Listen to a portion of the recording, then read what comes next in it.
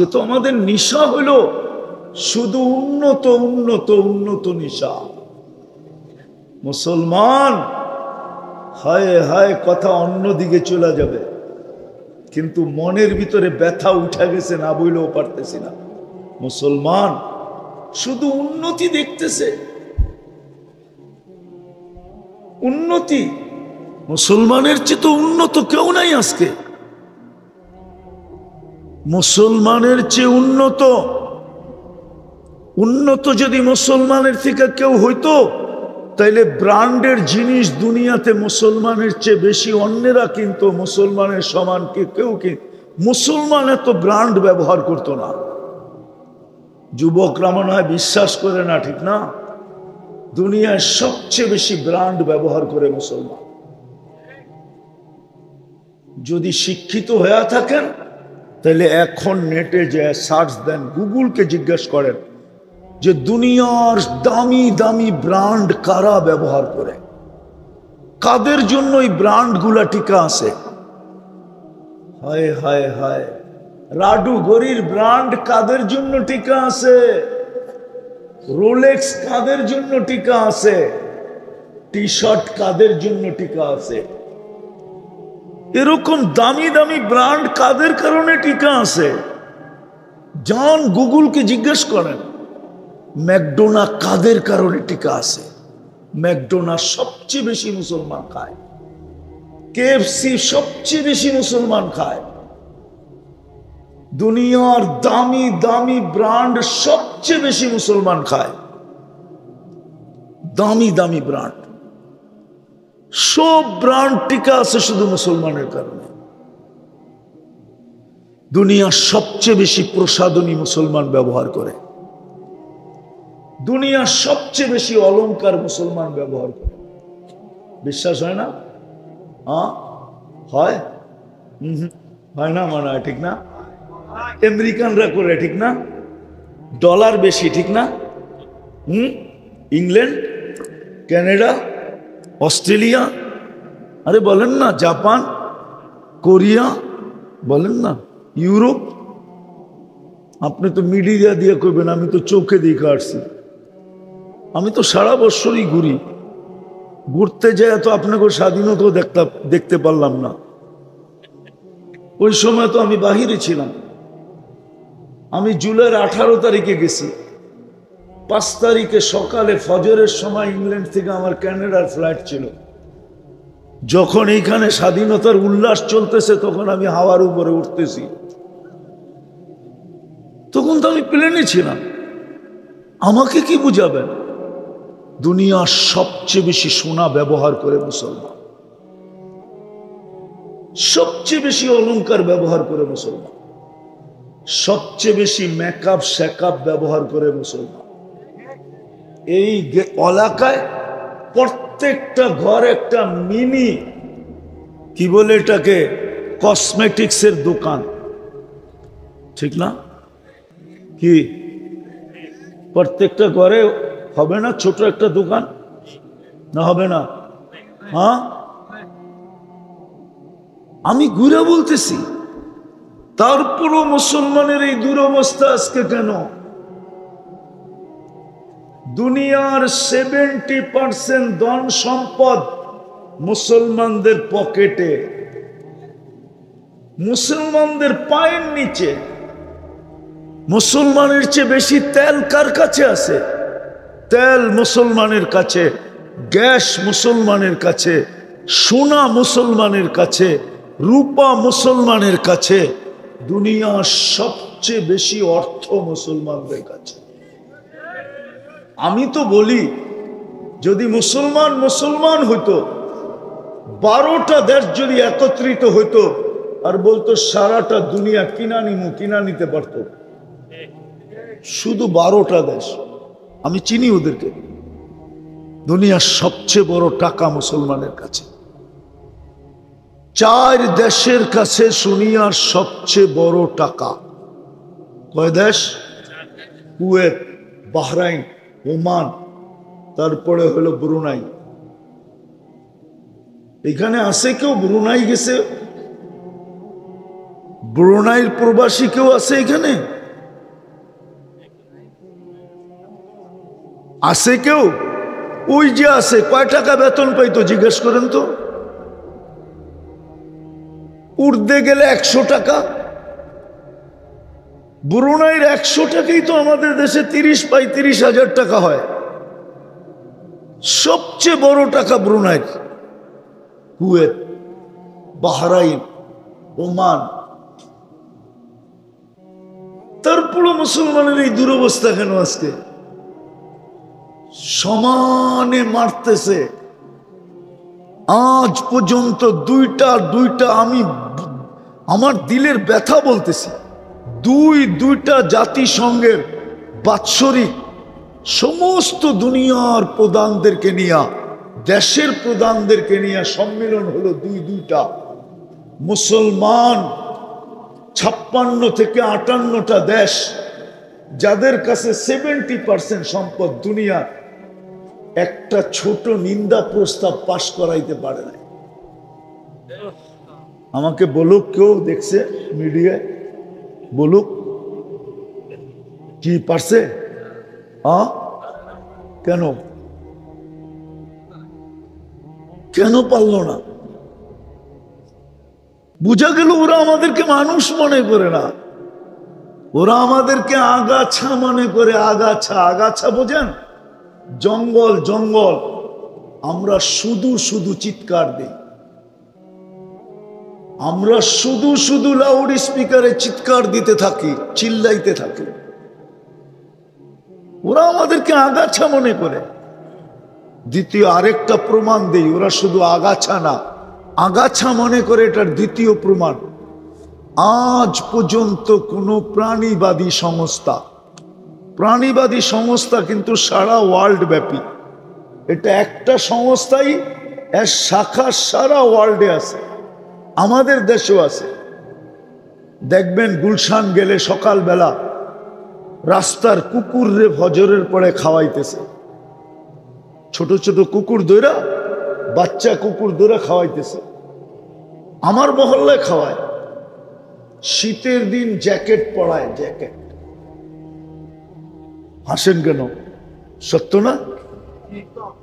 হ্যাঁ, বৃষ্টি যখন ঝুমঝুমায় ফজরের সময় হয়, ওরা ছাতি নিয়ে এসে কুকুরকে খানা দেয়। আমি জিজ্ঞেস করছি, তোমরা কারা? মেয়ে ছেলে, তো বলতেছে আমরা প্রাণীবাদী সংস্থার পক্ষ থেকে। এই যে 48,000 ফিলিস্তিনি যে মারা গেল, আজ পর্যন্ত ওনারা তো জেনারেল শিক্ষিত, ঠিক না? ওনারা বলুক, যুবকরা তো সারাদিন নেটের ভিতরে থাকে, ওরা তো কখনো নেটের থেকে বাহির হয়ই না। হ্যাঁ, নেট বুঝো? আবার বাংলায় কিন্তু তর্জমা করতে গেলে জাল হইব, ওরা সারাদিন জালের মধ্যে থাকে। আফসোসে তো বলতেছি, নাইলে বলতাম না। কোরআন তো আমাদের ঘরে কবে খুলছে আল্লাহ জানে।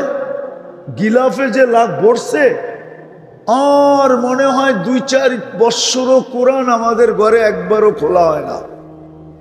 হয়? রাগ হয়ে গেলেন? হ্যাঁ, কিন্তু যুবকদের তো ফেসবুক 1 মিনিটের জন্য বন্ধ হয় না, খোলাই থাকে। 1 মিনিটের জন্য বন্ধ হয় না। যদি নেট এখন তো আনলিমিটেড চালায়, কেননা সবার ঘরেই ওয়াইফাই, ঠিক না? হ্যাঁ, সবার ঘরে কি ওয়াইফাই না থাকলেও প্রতিবেশীর পাসওয়ার্ড সবার ঘরে আছে, ঘরে যায় পাসওয়ার্ড লাগায় ওপেন, ঠিক না? সত্য তো? আবার আরেকটা জানি কি বেরিয়েছে, পাসওয়ার্ডও লাগে না, কি জানি, আরে কি বলো এটাকে, মোবাইল থেকে মোবাইলে নেয় হটস্পট। হায় হায় হায়, কোরআন সারা বছরে একবার ছুঁয়া দেখে না।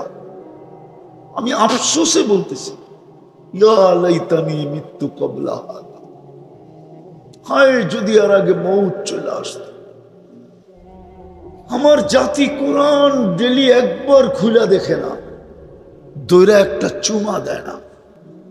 যুবক তোমাদের পায়ে হাত রাখে। আমি ভিতর থেকে বলতেছি, আমার কথা এইখান থেকে না ওইখান থেকে আসতেছে, বড় ব্যথা নিয়ে বলতেছি।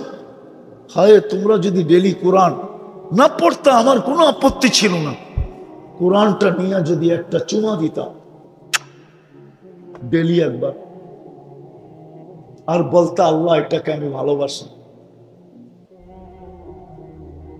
সারাদিন তো তোমাদের ফেসবুক 1 সেকেন্ডের জন্য বন্ধ হয় না, চ্যাট করতেই থাকো, তুমি অনলাইনে থাকো, তোমাকে না পাইলে কতজনে গলায় রশি দিতে চায়, আবার তুমি না পাইলে আবার বিষ খাইতে চাও।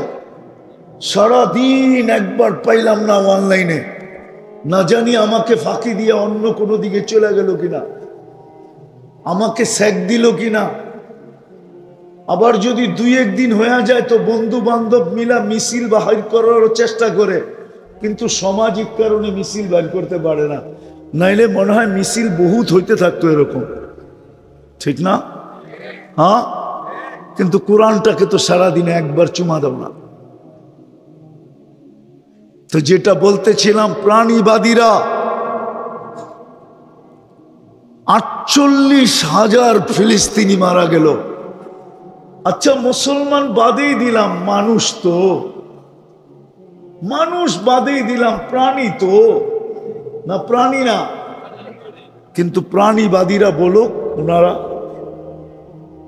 জেনারেল শিক্ষিত এখানে যারা আছে আমাকে বলেন, যুবকরা বলো, একটা ছোট প্রতিবাদ 2 অক্ষরের আমাকে দেখাও প্রাণীবাদীদের পক্ষ থেকে, যে প্রাণীবাদীরা প্রতিবাদ করছে যে এতগুলা মানুষকে কেন মারা হইল, মুসলমান বাদ দিলাম, এগুলা প্রাণী তো, আর আমরা প্রাণীবাদী, আমাদের দায়িত্ব হয় আমরা একটা প্রতিবাদ করি। কিন্তু বাংলাদেশের প্রাণীবাদী সংস্থা তো প্রতিবাদ করে নেই।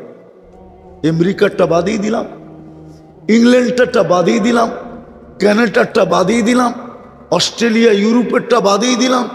আমি তো বলি, আজকেও আপনাদের মাধ্যমে, মিডিয়ার মাধ্যমে, ইংলিশে তো বলতে পারবো না, বাংলায় বলতেছি। আমি জানি পশ্চিমারা ডুববে শুধু 2 কারণে। কয় কারণে? অচিরেই ডুববে ইনশাআল্লাহ, আমিন বলেন না। শুধু 2 কারণে ওরা ডুববে। একটা হলো ইহুদি প্রীতির কারণে,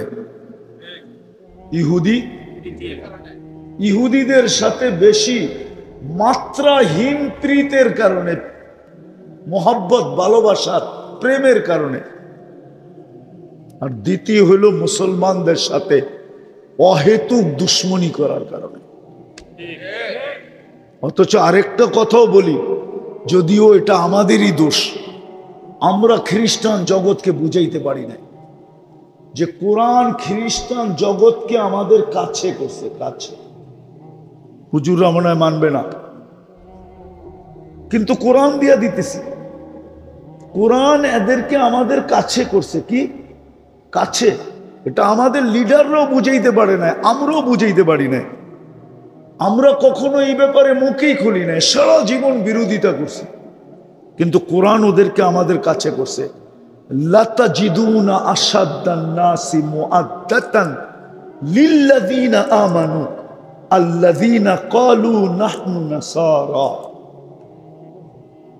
কি কোরআন পড়লাম না বানাইলাম?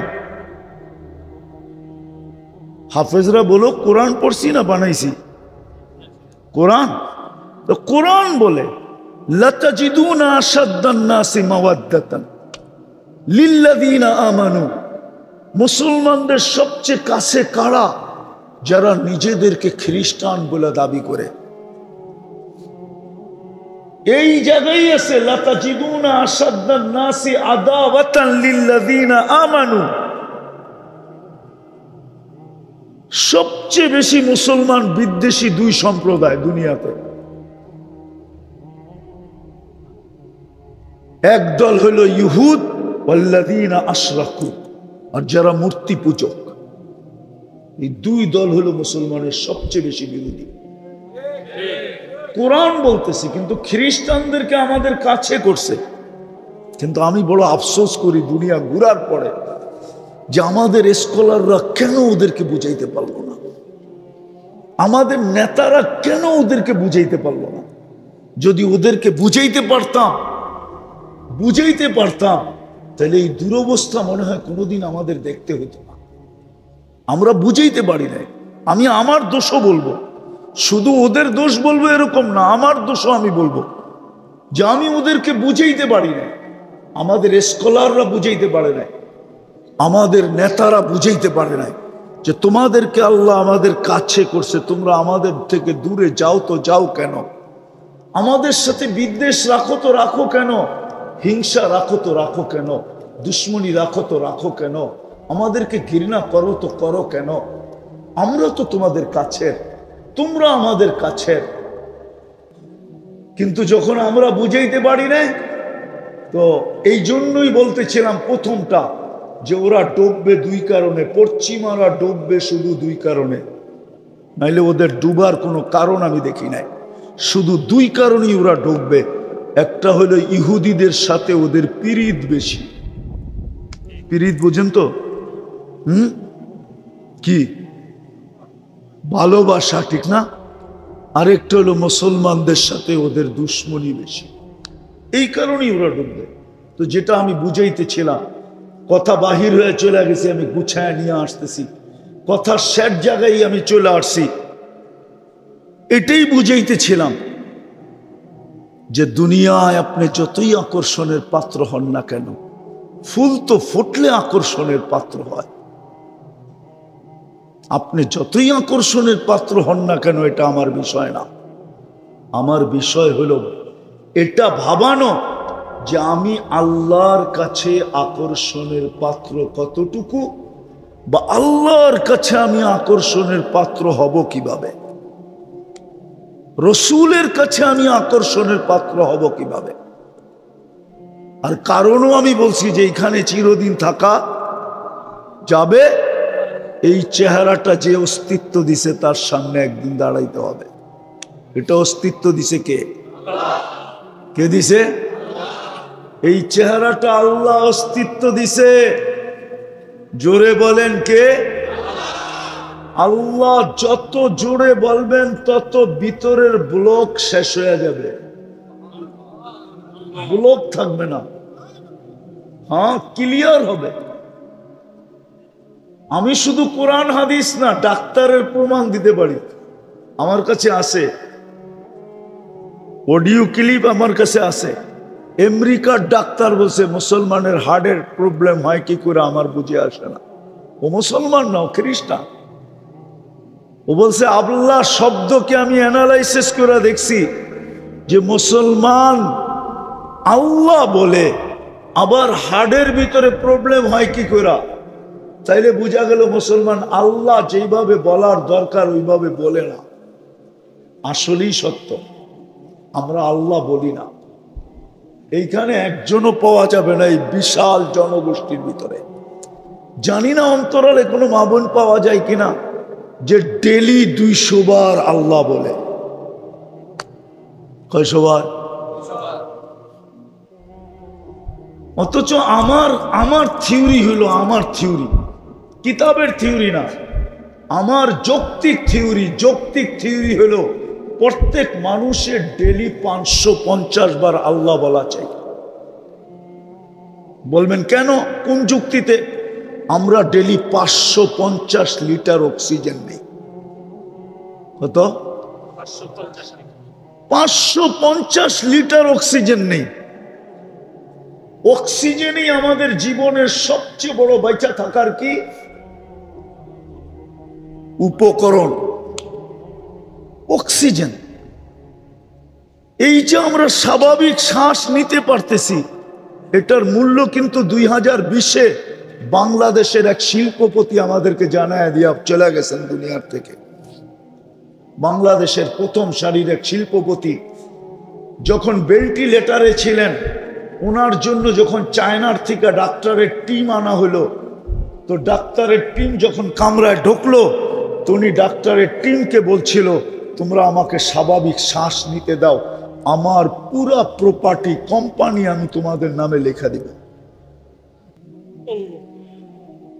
আপনি স্বাভাবিক শ্বাস নিতে পারতেছেন, ডেলি বৈশা নিতেছেন, কিন্তু একবারও কি আল্লাহ বলছেন যে আল্লাহ বা আলহামদুলিল্লাহ বলছেন? তো আমার যুক্তি বলে ডেলি 505 বার আল্লাহ বলা চাই, কেননা 550 লিটার আমরা অক্সিজেন নিই, 1 লিটারের বদলা একবার আল্লাহ। কিন্তু আমার যুবকরা তো ডেলি 10 বারও আল্লাহ বলে না, 5 বারও আল্লাহ বলে না, মা বোনরাও বলে না, পুরুষও বলে না। বলেন আজকে সারা দুনিয়া চিৎকার কিসের দিতেছে? সবচেয়ে বেশি চিৎকার তো দিতেছি আমরা যে আল্লাহ সাহায্য পাঠান, তাই না? হ্যাঁ না, আমরা লইরা জিতা নিব? হ্যাঁ, আমরা লইরা জিতা নিব? আল্লাহ সাহায্য ছাড়া পারবেন জিততে? না, মনে হয় কিছু ইয়ং বেস আছে যারা পারবে, গায়ে লইরা জিতা নিবে। তাহলে গায়ে লইরা যদি তুমি জিতা নিতে পারো, তাহলে তোমার সে তো হামাস শক্তিশালী কম না, ঠিক না? ওরা তো যুদ্ধের ময়দানও নামাজ পড়ে, ঠিক না? ঠিক না? কি বলেন? শক্তিশালী কম না, ঠিক না? কিন্তু এখানে এত মৃত্যুর সিরিয়াল কেন বাড়তেছে?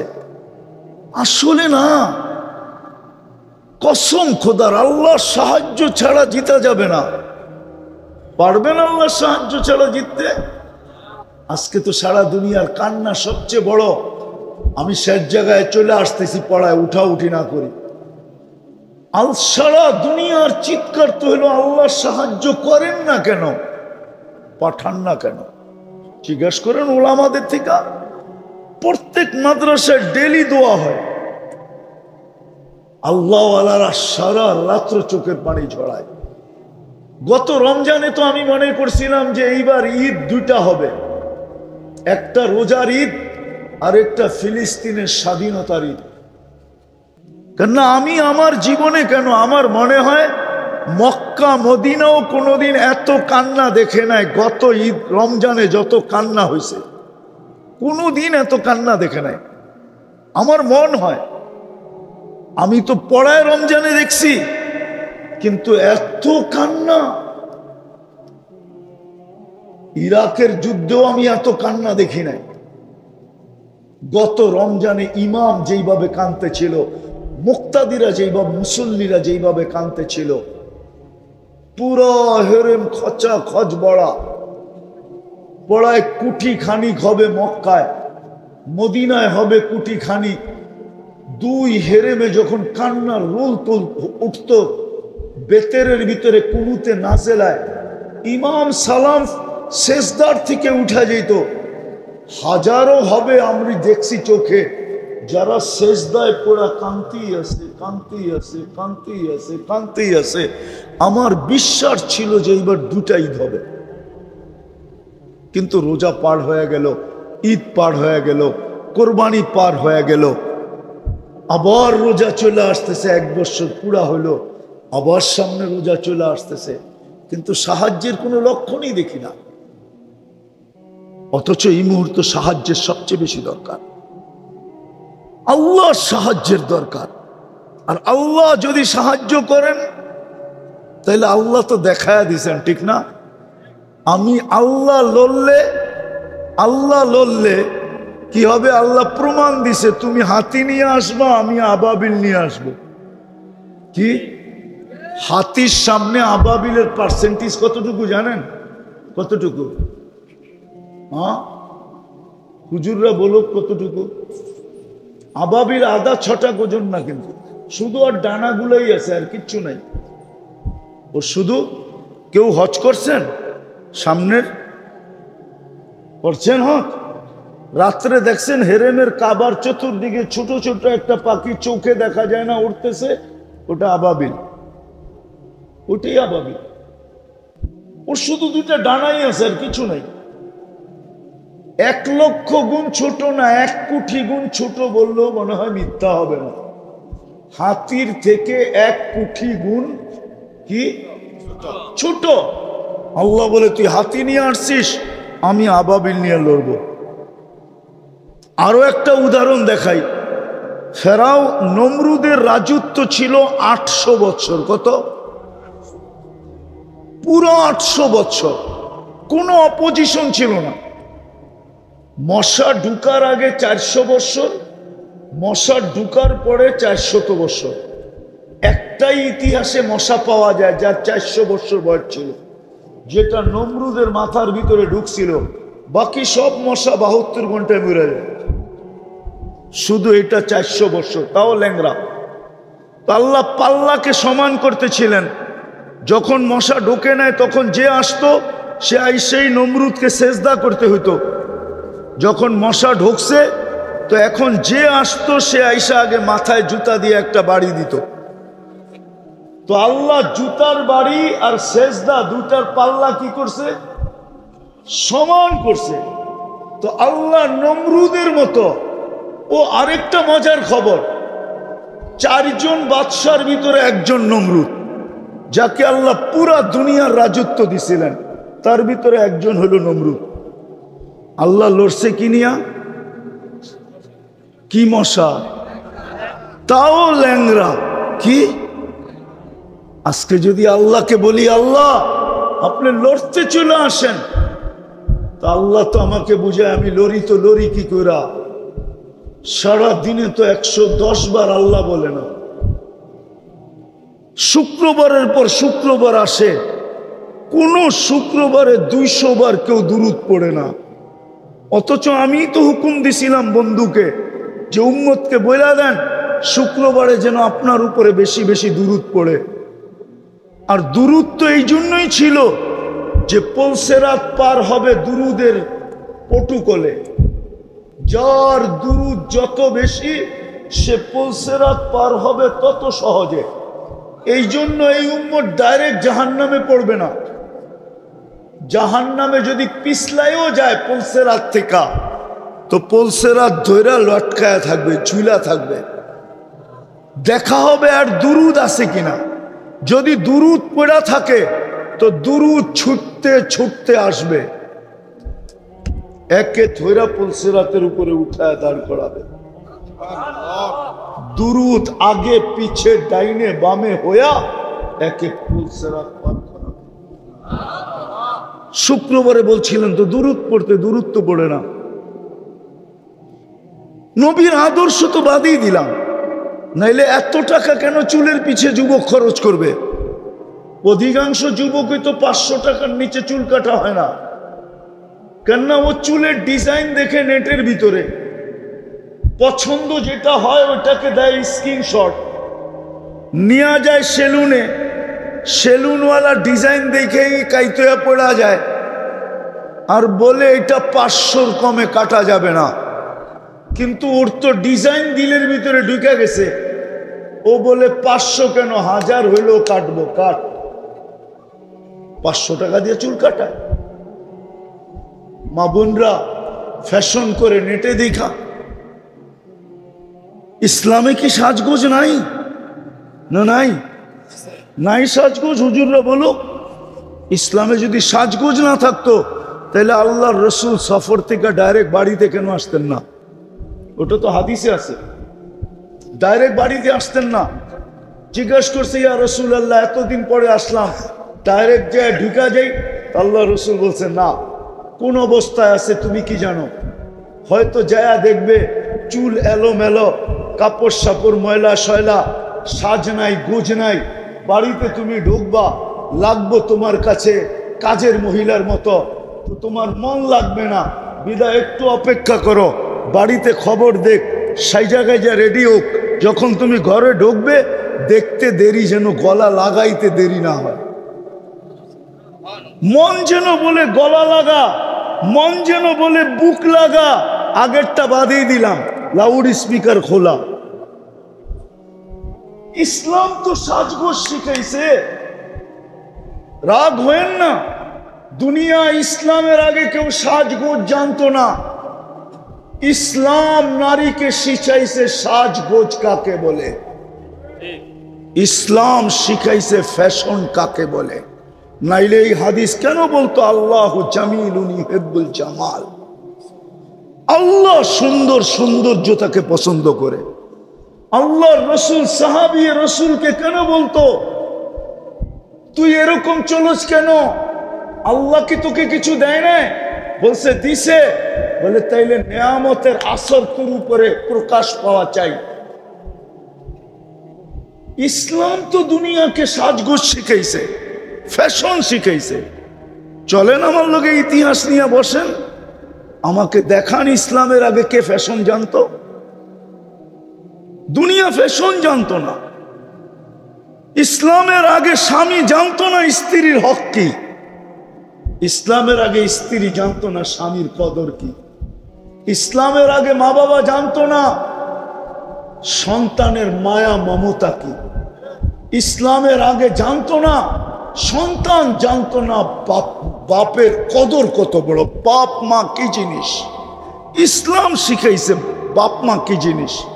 ইসলাম শিখাইছে সদয় দৃষ্টিতে দেখতে দেরি, কবুল হজের সওয়াব মিলতে দেরি হয় না। আমি তো বলি কবুল হজ না, ইসলাম শিখাইছে সদয় দৃষ্টিতে দেখতে দেরি, জান্নাত নিজের নামে লেখায়া নিতে দেরি হয় না। আপনি বলবেন হজের সওয়াব তো লেখা আছে হাদিসে, আপনি জান্নাত কোত্থেকে পাইলেন? তাইলে আমি আরেকটা হাদিস দিয়া বুঝাই। আল্লাহর রসুল বলছে কবুল হজের সওয়াব জান্নাত ব্যতীত আর কিচ্ছু না। ইসলাম শিখাইছে। তো যেটা বুঝাইতেছিলাম আমি, যে আজকে তো সাহায্যের দরকার, কিন্তু সাহায্য আসে না কেন? কেন আসে না? একটা দিয়ে শেষ করতেছি। আসতো যদি আমরা আল্লাহর কাছে আকর্ষণের পাত্র হতাম, যদি রসুলের কাছে আকর্ষণের পাত্র হতাম। ওই 313 আল্লাহর কাছে আকর্ষণের পাত্র ছিল। 313 তলোয়ার, 3টা ছিল। একদিকে 11,000-এর উপরে, 1100-র উপরে তলোয়ার ছিল, আর এই দিকে মুসলমানদের কাছে 3টা তলোয়ার ছিল। শুধু আল্লাহর কাছে আকর্ষণের পাত্র ছিল, রসুলের কাছে আকর্ষণের পাত্র ছিল। তো আল্লাহ কোরআন নামায় বলতেছে, বন্ধু ওমা আপনি খেলবেন না, আমরা খেলবো। ওমা রমাইতা ইদ রমাইতা ওয়ালাকিন্নাল্লাহ রমা। বন্ধু আমরা খেলবো, আপনি খেলবেন না, খেলবো তো আমরা। আল্লাহকে যদি প্রশ্ন করি, রমজান মাস 70 কিলোমিটার দূরে কেন মদিনার থেকে নিয়ে আসলেন?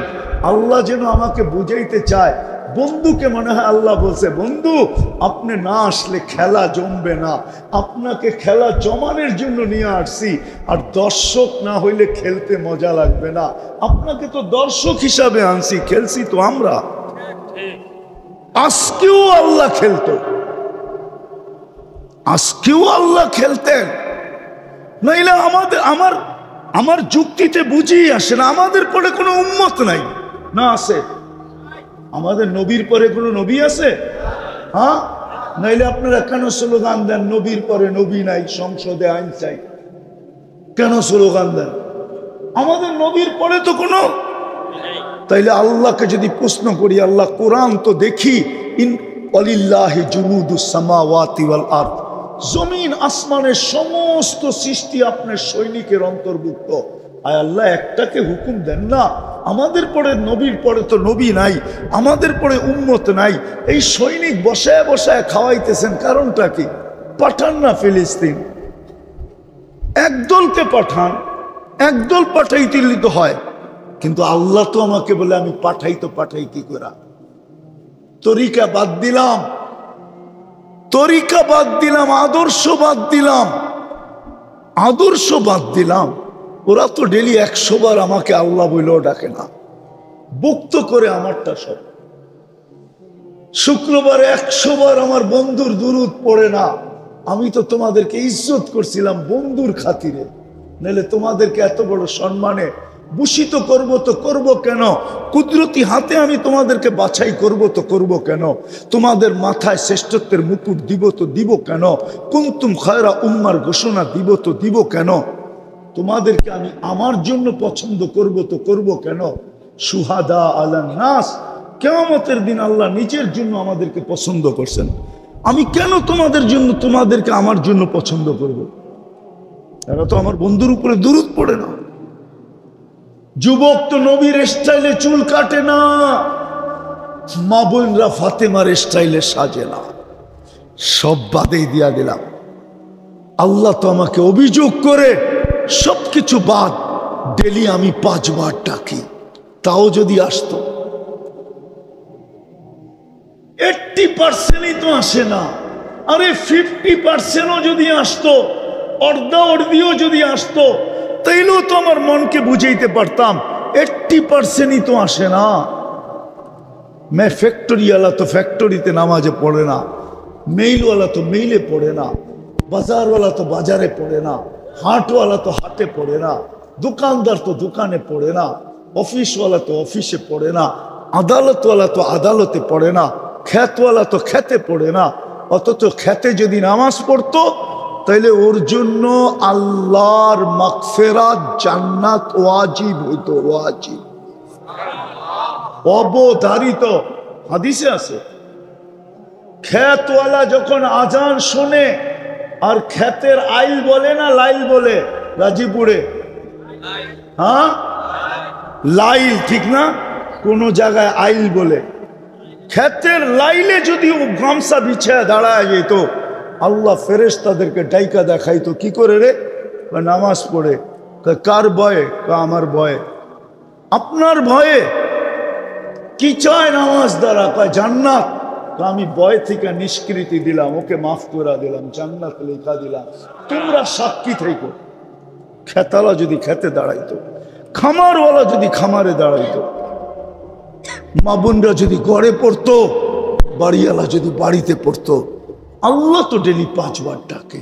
শুধু আল্লাহ তো ডাকে না, রহমানও ডাকে, রহিমও ডাকে, মালিকও ডাকে, কুদ্দুসও ডাকে, সালামও ডাকে, মুমিনও ডাকে, মুহাইমিনও ডাকে, আজিজও ডাকে, জব্বারও ডাকে, মুতাকাব্বিরুল খালিকুল বারিউল মুসাব্বিরুল গফফারুল কাহ্হারুল ওয়াহাবুর রাজ্জাকুল ফাত্তাহুল আলিমুল কাবিদুল বাসিতুল খাফিদুর রাফিউল মুইজ্জুল মুদিল্লুস সামিউল বাসীরুল হাকামুল আদলুল লতীফুল খবীরুল হালিমুল আযীমুল গফুরুল শাকুরুল আলিফুল কবীরুল হাফিজুল মুকিতুল হাসিবুল জলিলুল করিমুল রকিবুল মুজিবুল ওয়াসি আল হাকিমুল ওয়াদুদুল মজিদুল বাঈসুশ শাহীদুল হকুল ওয়াকিলুল কবিয়ুল মতিনুল ওয়ালিয়ুল হামিদুল الموصي المبدي المعيد المحيي المميت الحي القيوم الواجد الماجد الواحد الأحد الصمد القادر المقتدر المقدم المؤخر الأول والآخر الظاهر والباطن الوالي المتوالي البر التواب المنتقم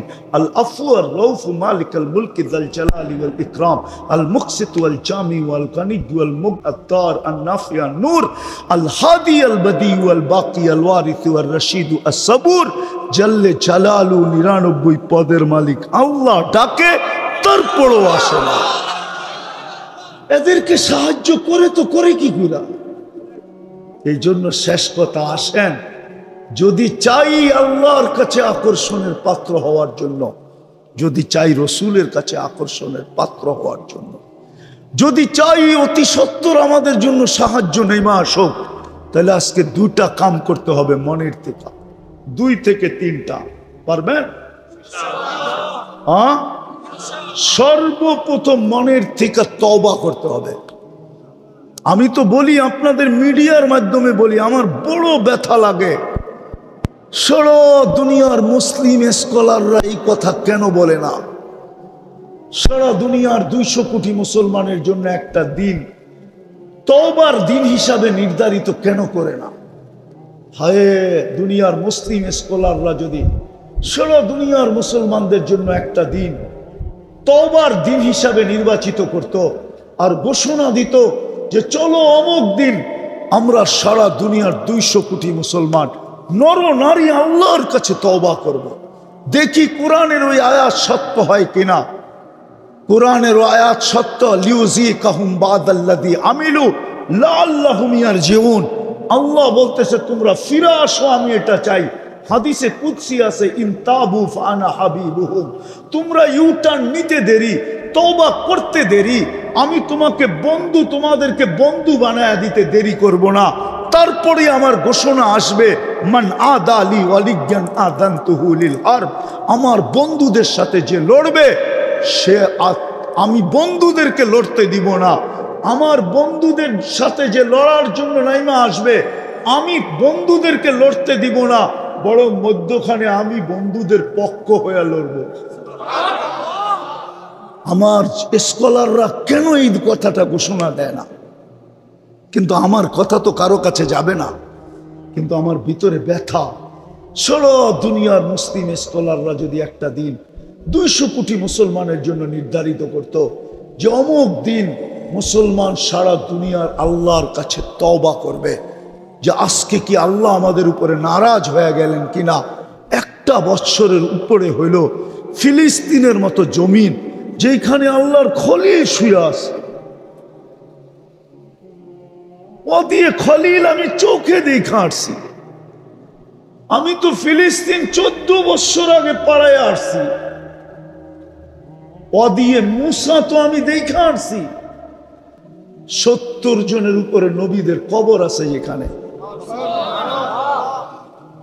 হায় হায় হায়, 1.25 লক্ষ নবীদের সম্মিলন হয়েছে মেরাজের রাত্রে ওই বাইতুল মুকাদ্দাসে। ওই শহর, ওই জমিন যার প্রত্যেকটা বালুর কণার সাথে বরকত মিশ্রিত। আল্লাহ বলে বারাকনা হাওলা, কণার সাথে বরকত মিশ্রিত। ওই মানুষগুলা 1 বৎসরের উপরে। চলেন আমরা আজকে উম্মতের পক্ষ থেকে তওবা করি, নিজেদের পক্ষ থেকেও করি, উম্মতের পক্ষ থেকেও। রাজি? কে কে রাজি দেখি? তাইলে বইলা দেন আল্লাহ কিন্তু আমাদের দুনিয়ার ছাদে। বলেন আল্লাহ, আমরা আমাদের গুনার থেকে তওবা করলাম, আপনি আমাদের তওবা কবুল করেন, আমাদের গুনাহ মাফ করে দেন। সাথে সাথে আমরা পুরো উম্মতের পক্ষ থেকে তওবা করলাম, আপনি উম্মতের উপরে আর নারাজ থাকেন না। আল্লাহ আল্লাহ আপনি আমাদের উপরে রাজি খুশি হয়ে যান। কালকে সকালেই আপনি সূর্যকে উঠান তো একটা সুসংবাদ নিয়ে উঠান যে আমাদের মাথা আপনার কুদরতির পায়ে শুকরান ঝুঁকা যায়। আমাদেরকে কোনো খুশির সংবাদ শোনায় দেন মালিক। নামান আল্লাহ আমাদের তওবার বিনিময়ে যেন ওইখানে কোনো সাহায্যের ফয়সালা করেন। আজকে 3 দিন আগে ওরা নেটের ভিতরে ছাড়ছে যে আমাদের কাফনের কাপড় নাই। যেই হারে আমরা ঘরের কম্বল পেঁচায়া লাশ কবরে দিতেছি, কয়েকদিন পরে আমাদের ঘরে কম্বলও থাকবে না।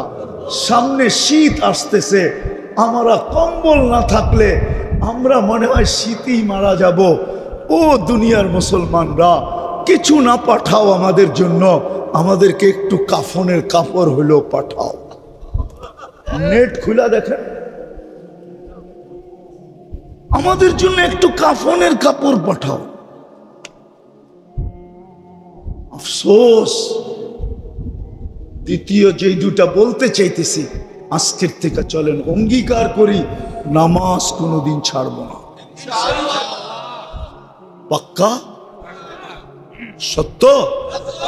নামান আমি এটা তো এই এলাকার নাম কি? সিঁড়ির চালা মধ্যপাড়া, ঠিক না? আমি এই যুবকদের পায়ে হাত দিয়া বলবো, সাথে সাথে আপনাদের পায়ে হাত দিব। আপনারা কমসে কম এই মহল্লাটাকে বেনমাজি মুক্ত করার চেষ্টা করেন। পারবেন? আমি তো একটা দেশ চিনি, এই দেশে কোনো বেনমাজি নেই। আমি 6 বার গেছি ওই দেশে, কোনো বেনমাজি ওই দেশে নেই। এটা আমার প্রথম দিন প্রমাণ হয়েছে। আমি প্রথমবার যখন যাইতেছিলাম, আদিস আবাবার থেকে ইথিওপিয়ার থেকে আমার ফ্লাইট ছিল। আমার পাশে যিনি বসা ছিল ও প্লেনে পুরা দাঁড়াইতে পারতো না, ছাদে লেগে যেত। প্লেন একটু নিচা থাকে না, লাগেজ লুগেজ বড়ার পরে ও মাথা উঁচা করতে পারতো না, এরকম লম্বা। আর মাশাআল্লাহ কালো তো এরকম কালো, আফ্রিকান মানুষ তো চাঁদের, আফ্রিকার মানুষ কালো, তো আমি কথা বলতে বলতে ওরে নামাজের সময় চলে আসছে, আমি নামাজের কথা বলছি, তো ও হাসি দিয়া বলে, মুসলমান নামাজ পড়ে না, তুমি এই কথা বিশ্বাস করলা কি, ধারণা করলা কি করে যে মুসলমান আর নামাজ পড়বে না? দেখলাম নামাজ পড়লো প্রথমবার। তো আমার দাওয়াত ছিল ওর বাড়িতে, তো নামাজের সময় আমি গেলাম, তো বলল চলো আগে নামাজ পড়ে নি, পরে খাবো। তারপরে আমি 6 বারে ওদেরকে পরীক্ষা করছি, বিলকুল টপ টু বাটন, প্রেসিডেন্ট থেকে নিয়া, সেনা প্রধান থেকে নিয়া, নিচের আমলা পর্যন্ত একজনও পাই নাই নামাজের আজান কানে ঢুকছে আর বলছে নামাজ আগে কাজ পড়ে। আজান কানে পড়তে দেরি, চিৎকার দিয়া উঠা বলে নামাজ আগে কাজ পড়ে, এবং নিজে ইমামতি করে নামাজ পড়ায়। কি আমি প্রেসিডেন্টকে দেখছি নিজে ইমামতি করে নামাজ পড়ায়। আর কেরাত শুনলে আমাদের দেশের কারীরাও কইব কেরাত, এত সুন্দর কেরাত, হদর এত সুন্দর পড়ে। তো মেরে দোস্ত, আমরা কি একটা ইউনিয়ন বানাইতে পারবো না? হ্যাঁ পারবো না? একটা মহল্লা পারবো না? এই জন্য বলতেছি সাহায্য ওই পর্যন্ত আসবে না। ইহুদিরা এখন একটা স্লোগান দেয়, কি জানেন? এটা আমাদের হুজুররা জানে না, কেননা হিব্রু ভাষায় দেয়, তো এই জন্য আমাদের হুজুররা এটা বোঝে না। ওরা একটা স্লোগান দেয়, ইদান নাহনু ফিল আমান দাম্মিরুল মুসলিমিনা কাইফা তুদাম্মিরু কাইফা তুরিদুনা আন তুদাম্মিরু। আমরা এখনো নিরাপদ, বিদায় তোমাদের যেমন ইচ্ছা তেমন মুসলমানদেরকে মাটির সাথে মিশাও। কেন ওরা নিরাপদ জানেন? এটা ওদের কিতাবে লেখা আছে, যেদিন পর্যন্ত মুসলমানের জুমার জামাত আর ফজরের জামাত সমান না হবে।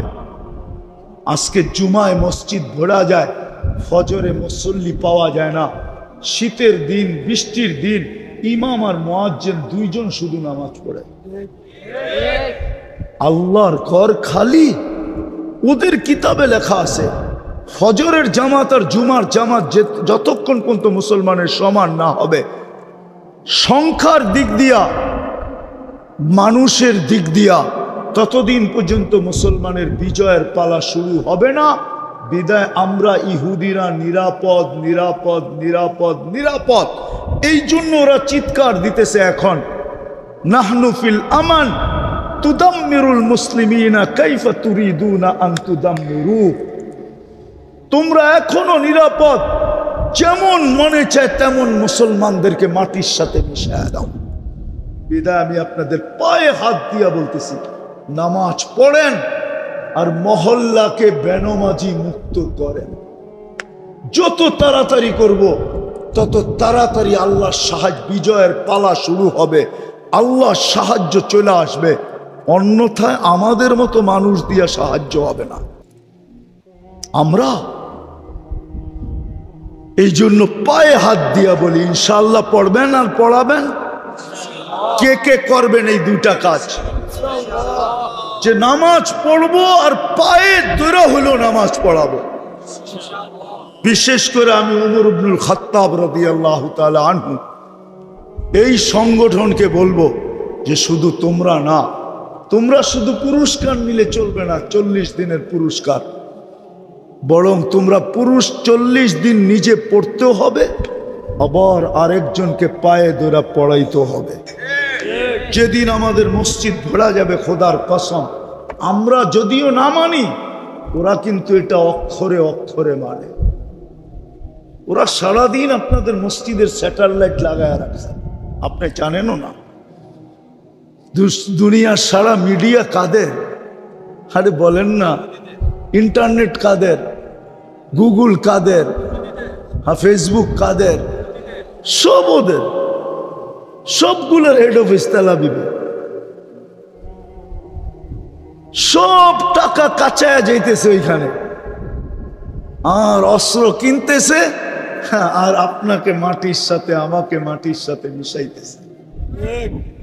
মুসলমান, আমি তো এই জন্য বলি, আজকে যদি মুসলমান 200 কোটি বলতো যে আমরা আমাদের নিজস্ব দেশের পণ্য ছাড়া দুনিয়ার কোনো পণ্য ব্যবহার করব না, আজকে বলুক, কালকে দেখেন দুনিয়াতে চিৎকার কিভাবে শুরু হয়, কিভাবে আপনার পায়ে ধরা শুরু হয়। দেখেন তেলের দাম কতটুক বাড়ে আপনার পায়ে মালিশ করার জন্য। কিন্তু 200 কোটি মুসলমান তো এক হবে না, আমাদের মুসলমানদের শাসকরাও তো এক হবে না। এই জন্য কমসে কম যেটা আমাদের করণীয় করা যায় সেটা হলো আমরা নামাজ পড়ব, পায়ে হাতে ধরা মসজিদ ভরব। পারবেন? আল্লাহ আমাদেরকে আমল করার তৌফিক দান করেন। ওমা আলাইনা ইল্লাল বালাগ। আমি তো একটা দেশ চিনি, এই দেশে কোনো বেনামাজি নেই। আমি 6 বার গেছি ওই দেশে, কোনো বেনামাজি ওই দেশে নেই।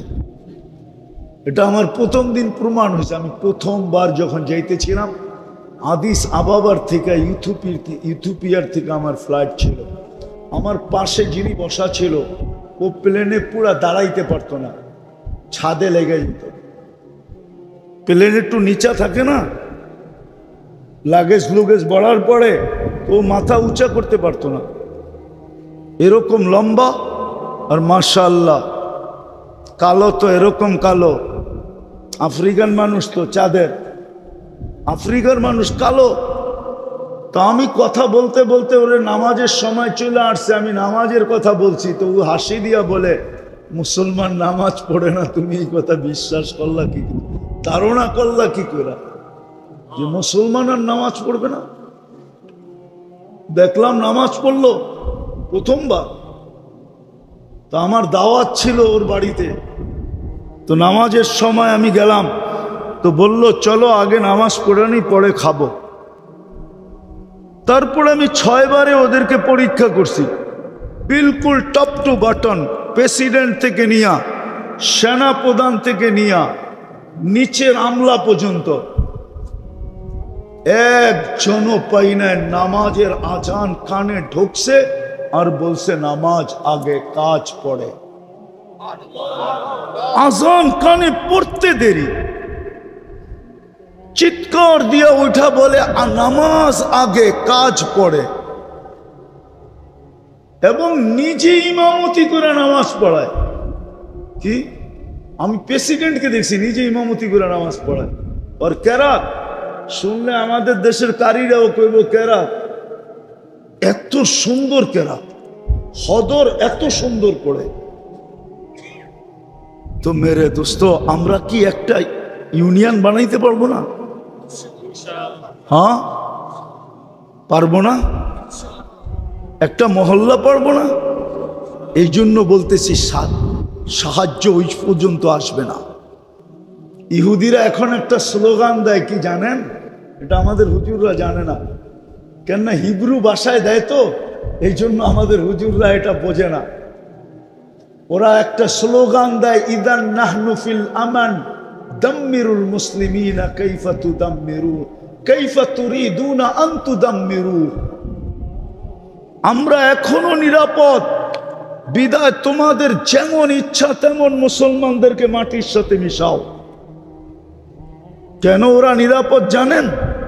এটা ওদের কিতাবে লেখা আছে, যেদিন পর্যন্ত মুসলমানের জুমার জামাত আর ফজরের জামাত সমান না হবে। আজকে জুমায় মসজিদ ভরা যায়, ফজরে মুসল্লি পাওয়া যায় না।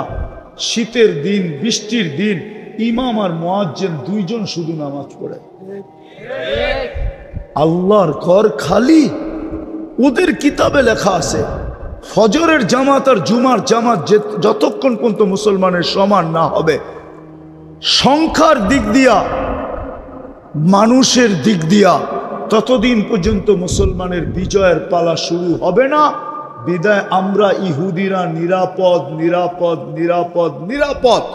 এই জন্য ওরা চিৎকার দিতেছে এখন, নাহনু ফিল আমান তুদাম্মিরুল মুসলিমিনা কাইফা তুরিদুনা আন তুদাম্মিরু। তোমরা এখনো নিরাপদ, যেমন মনে চায় তেমন মুসলমানদেরকে মাটির সাথে মিশিয়ে দাও। বিদায় আমি আপনাদের পায়ে হাত দিয়া বলতেছি, নামাজ পড়েন আর মহল্লাকে বেনমাজি মুক্ত করেন। যত তাড়াতাড়ি করব তত তাড়াতাড়ি আল্লাহর সাহায্য, বিজয়ের পালা শুরু হবে, আল্লাহর সাহায্য চলে আসবে। অন্যথায় আমাদের মতো মানুষ দিয়া সাহায্য হবে না। আল্লাহ তো আমাকে অভিযোগ করে সবকিছু বাদ, ডেলি আমি 5 বার ডাকি, তাও যদি আসতো 80%ই তো আসে না। আরে 50%ও যদি আসতো, অর্ধাঅর্ধিও যদি আসতো, তাইলেও তো আমার মনকে বুঝাইতে পারতাম। 80%ই তো আসে না। ফ্যাক্টরিওয়ালা তো ফ্যাক্টরিতে নামাজে পড়ে না, মেইলওয়ালা তো মেইলে পড়ে না, বাজারওয়ালা তো বাজারে পড়ে না, হাটওয়ালা তো হাটে পড়ে না, দোকানদার তো দোকানে পড়ে না, অফিসওয়ালা তো অফিসে পড়ে না, আদালতওয়ালা তো আদালতে পড়ে না, খ্যাতওয়ালা তো খেতে পড়ে না।